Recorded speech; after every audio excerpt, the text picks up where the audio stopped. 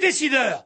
Ça te va, les décideurs? Mais peut-être que j'en ai rien à branler qu'il y en ait 2 sur 100 millions, mais c'est eux qui décident. Donc je te parle des décideurs. Vous n'avez pas peur parfois de vous cramer? Vous divisez forcément.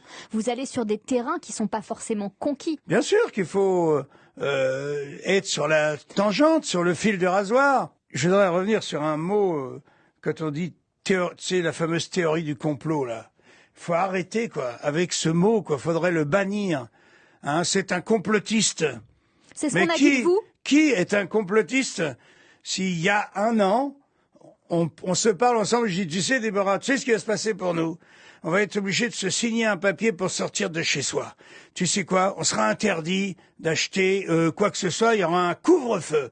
Et on va nous obliger à faire des trucs pour une maladie qui en fait tue entre 0,3 et 0,5% de ceux qui sont infectés. Eh bien, on va t'infliger une torture telle que tous les petits commerçants, tous les bars, toutes les brasseries vont mourir de faim. Tu vas dire, mais t'es un complotiste. Et puis là, je te le redis, aujourd'hui, tu vas me dire, ah bah oui, c'est vrai, t'avais raison. Quand on dit qu'on est complotiste, c'est par rapport à des faits qu'on récuse. Oui, mais ceux qui ont senti venir ces trucs-là, on les a traités de complotistes. Je vais te donner un autre exemple parce que manifestement tu ne comprends pas. Non, mais j'interroge. C'est normal, tu es une femme. Je ne t'en veux pas. Hein. C'est facile. Déjà, donner un autre exemple. Il y a un mec qui tout d'un coup, contre tous les scientifiques de l'époque, a dit « Je pense que la Terre, en fait, elle n'est pas plate. Je pense qu'elle est ronde. » Complotiste. Hein? Théorie du complot. Brûlée sur le bûcher. Et puis, à la fin, on dit, bah, mais, finalement, elle est ronde. Schopenhauer, écoute bien, disait, la vérité passe par 3 étapes. Elle est d'abord raillée, contredite, moquée, théorie du complot. La deuxième, elle est carrément attaquée, jusqu'à la mort, s'il le faut. Et la troisième étape, c'est qu'elle est finalement admise comme ayant été toujours une évidence. Voilà le chemin de la vérité. Simplement, par exemple, quand je parle, si je suis un conspirationniste, quand je dis que nos gouvernants ont fait tout et leur contraire, quand les scientifiques, à chaque fois je fais un petit geste, nous disent « Il ne faut pas porter de masque, c'est dangereux ».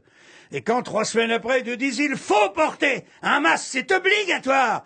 Qu'est-ce qu'on peut penser? Est-ce qu'il y a quelque chose de complotiste là-dedans? Non, mais qui sont paumés. Ils savent peut-être pas. Non, pas paumés. Virus, ils obéissent à des contraintes. C'est pas paumé. Parce que paumé, si jamais tous nos scientifiques sont une bande de fous, non, paumés. Parce que tous les scientifiques ne disaient pas ça. Il y avait pro-masque et disons contre-masque. Les décideurs. Ça te va, les décideurs? Mais peut-être que j'en ai rien à branler qu'il y en ait 2 sur 100 millions, mais c'est eux qui décident. Donc je te parle des décideurs. Quand un homme politique vient te dire que le conseil scientifique a décidé que, toi tu te dis, putain, c'est pas rien, c'est pas 3 personnes, c'est une majorité de gens qui décident. Et quand cette majorité te dit le contraire 3 semaines après, qu'est-ce que tu peux penser? Eh bien, tu penses tout simplement que ces gens-là sont aux ordres. Et ils sont aux ordres du pognon. Jean-Marie, oui. Vous avez une rage incroyable. Ouais. Je suis enragé, on nous prend pour des cons. On nous manipule, on organise une dictature chez nous. Comment je serais pas en colère? Oh!